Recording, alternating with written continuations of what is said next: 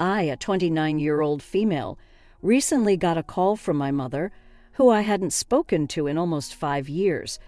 She said she needed my help because my sister and her husband had just been through a tragedy. For context, the man who is now my sister's husband was actually supposed to be my husband.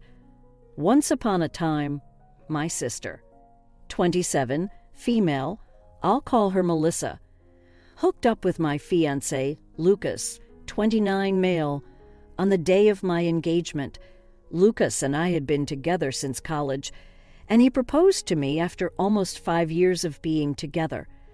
He'd thrown a party for us to surprise me on the night of our engagement, and I still remember feeling like I was on top of the world until around 1 p.m. when I decided to go out into the backyard for a better reception and caught my sister all over Lucas. There they were, making out so passionately that for the first couple of seconds they didn't even notice me standing there with my mouth wide open. I couldn't believe that he was doing this to me after almost 5 years of togetherness, and on the night of our engagement, no less. When they finally did take note of me, they broke apart instantly, but it was too late. I made a run for it, got into my car, and drove as fast as I could to the nearest hotel that I could find. I was hyperventilating because I was so shocked at what I had witnessed. I was somehow trying to process it and willing it to be untrue. But then I received the text from Melissa saying that she was sorry, but she was in love with Lucas, and apparently this had been going on for a really long time. Now I was in the hotel room when I received that text, and I broke down like never before. After Melissa, Lucas texted me pretty much the same thing. He said that he had only proposed because he felt that if he committed to me, then he would be able to push Melissa out of his head. Obviously, that hadn't worked, and it made him want Melissa even more. He told me that it wasn't about me, but this was about them, and they just knew that they were meant to be. I was just a placeholder and the way for Lucas to finally meet Melissa. I stayed at the hotel for a couple of days and tried to put my act together because I was still feeling crazy and trying to force myself to believe that this was just a cruel prank that life was playing on me. After almost 4 days, I finally went back home because I did need to collect my stuff and rejoin work if I didn't want to get fired.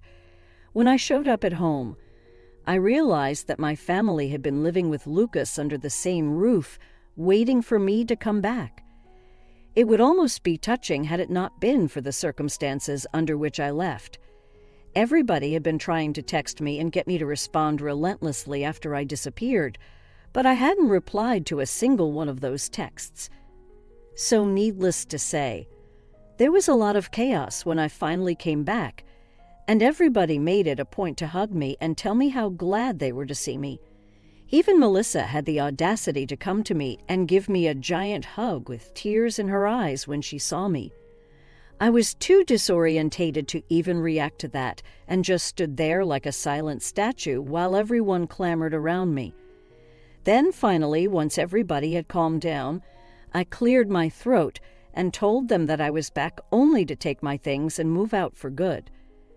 Lucas had just been standing there without a word until that point. But when I said that I was going to move out, he announced that there was no need for me to leave because he'd already packed his stuff and was going to move in with Melissa since now everything was out in the open anyway. My family, my parents, my aunt, my dad's youngest sister, who has lived in the same house ever since her husband passed away, actually had wide smiles on their faces, even though there was nothing to smile about, at least not according to me. Melissa was standing beside Lucas in an awkward hug and looked at me very sadly but still smiling.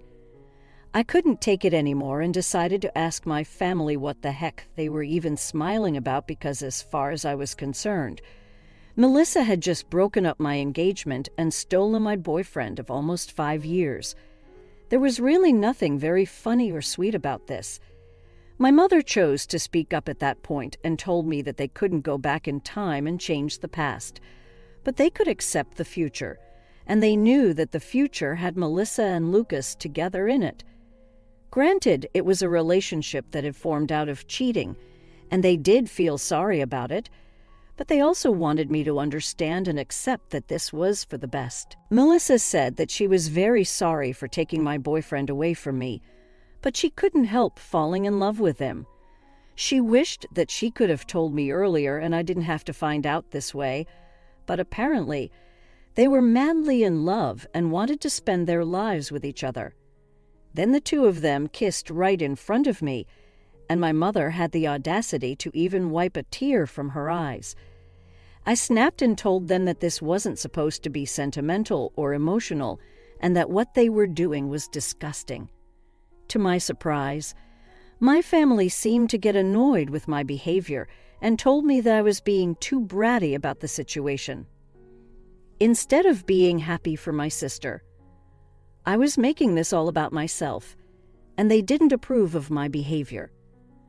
I was stunned by their attitude about this and told them all to get the heck out of my house that very moment. I couldn't for the life of me understand how they were defending what Melissa and Lucas had done while making me out to be the bad guy and acting as though I was overreacting. My father intervened and told me not to act like a child because these things happen, and I should take it in my stride. He wanted me to celebrate that my sister had finally found her soulmate instead of being jealous of her. They were literally all acting insane, and I couldn't deal with it anymore. So I just said screw it, went into my room, packed some of my things, and left yet again without even speaking to them or waiting to hear them out, even as they called out my name and told me not to go. I really didn't have anything left to say to them because it was very clear to me that they cared more about Melissa and her happiness than about me or even about what was right and wrong. They were so caught up in trying to justify what Melissa had done that they completely forgot that I was also a human being with real feelings as well. After that day, my family tried to contact me several times, but I never responded to them because I didn't think that I owed it to them. A couple of weeks later, I even received an invitation to Melissa and Lucas's wedding. I declined the wedding invitation, obviously, and all the common friends that Lucas and I had also declined the invitation in solidarity with me. Even a couple of relatives who knew the truth refused to interact with my family after they learned how they had treated me in the aftermath of the party. It's been 5 years, and I pretty much cut them out of my life entirely. They occasionally tried to weasel their way back into my life by wishing me well on my birthday or New Year, but I always ignored them. I never even blocked any of them, even though I did remove them from my following and friends list. But since I have a public account, they could see what I was up to, which is what I wanted. I wanted them to see, and I wanted them to know that I was leading a fabulous life and keep burning with jealousy. It was petty, but it was the least I could do after how they screwed me over. Up until recently, I barely even had a clue of what they'd been up to in the last couple of years.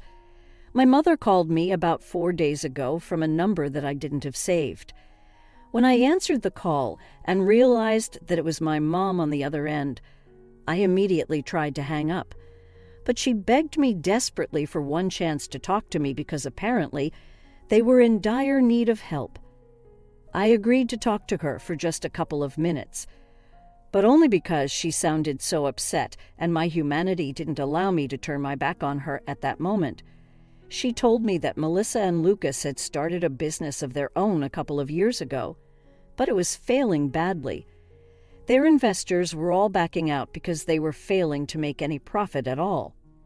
So they borrowed more money, but even that didn't help their business, and now they were neck deep in debt, and the loan sharks were all after them. They were being hounded by everyone from their employees to their investors and the people they had borrowed money from. My mother knew that I lived a luxurious lifestyle and could afford to help them out, so she had turned to me as a last resort and was begging me to help them out by loaning them some money so they could pay off their debts. And it was no small amount either that she was asking me for. It was almost $75,000 that she wanted me to give her so she could help Melissa and Lucas out. I asked her why Melissa wasn't calling me if she needed help and why she was making my mother speak to me on her behalf. My mother told me that Melissa and Lucas didn't even know that she was coming to me for help, as they had given her strict instructions not to approach me.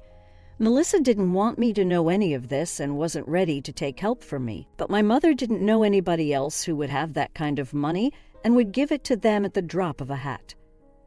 A couple of months had already passed, and Melissa and Lucas were struggling to even put food on the table.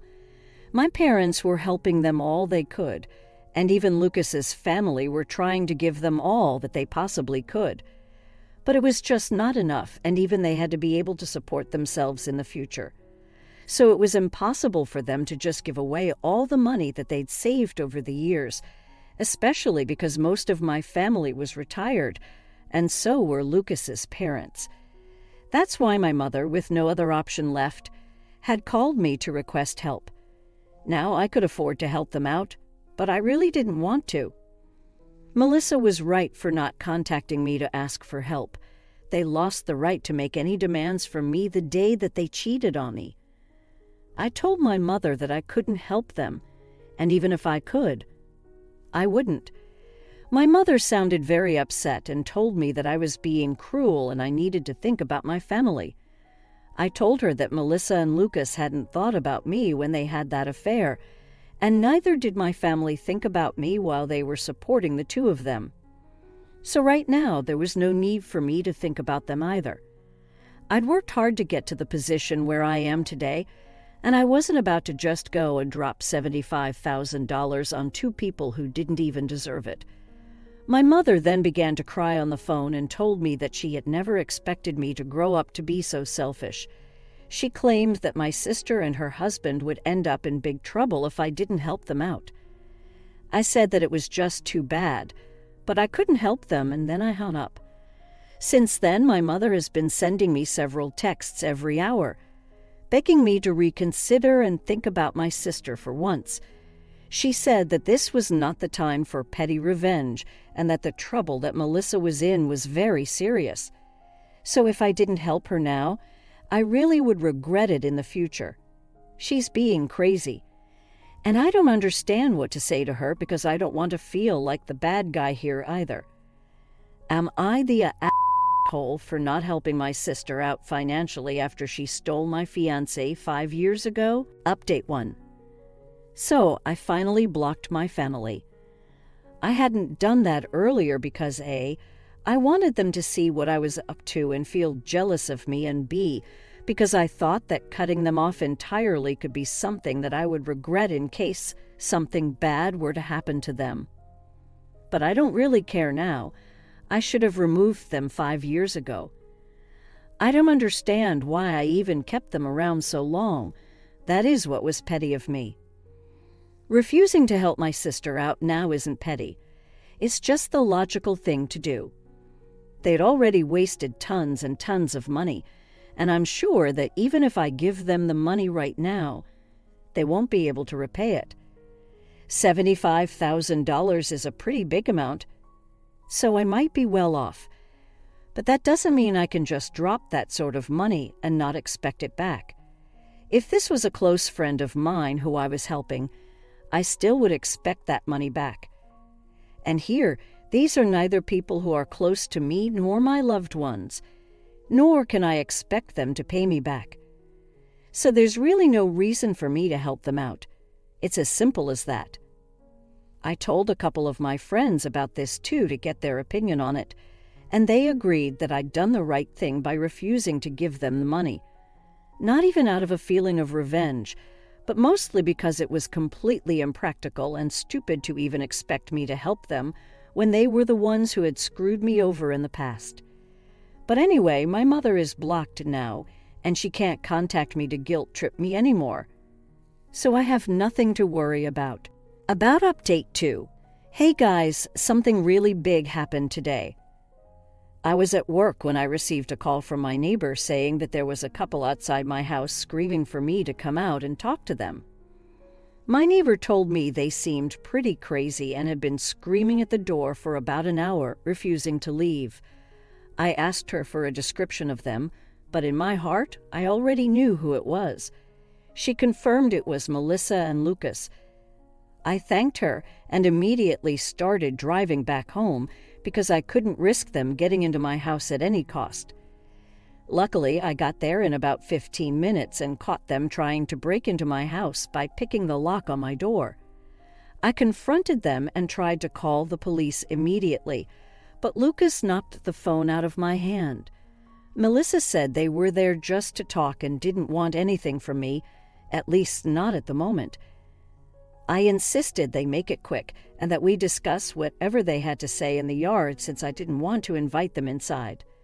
Melissa started talking and told me that my mother had informed her about the phone call and how I'd ignored subsequent texts and blocked them all. She said my behavior was unfair and that it had been 5 years, so I should be over it by now. She felt insulted because of how I'd refused to help them. Melissa mentioned she'd arranged the money for now, but there was a strong chance she might need more in the future. Since they had sold their house and all their jewelry to get the money this time, she couldn't do that again. She wanted to know if she could rely on me for help when she needed it. I told her that no, she couldn't, and she must not count on me at all under any circumstances because I hate her and her husband with a passion. I was so angry that I also told her that it was taking me a lot of restraint to not hit her at the moment, so it would be in their best interest to just leave. Lucas had the audacity to say that they weren't going anywhere until I signed a document that would confirm that I would give the money in the future whenever they needed it. I mean, it wouldn't even be valid if I was forced to it under pressure.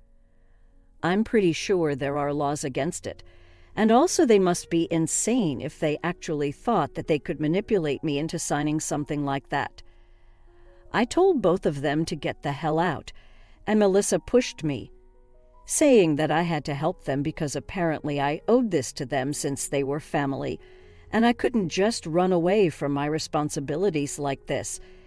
I was shocked that she'd actually pushed me, and I was about to slap her, but I controlled the urge to do that because things would only get worse if I got violent.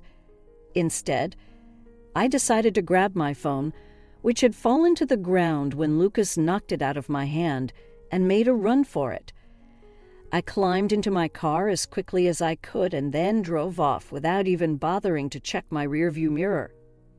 I hadn't bothered to shut off the engine when I had left the car, so it was still running, and it didn't take me much time to get a head start on them.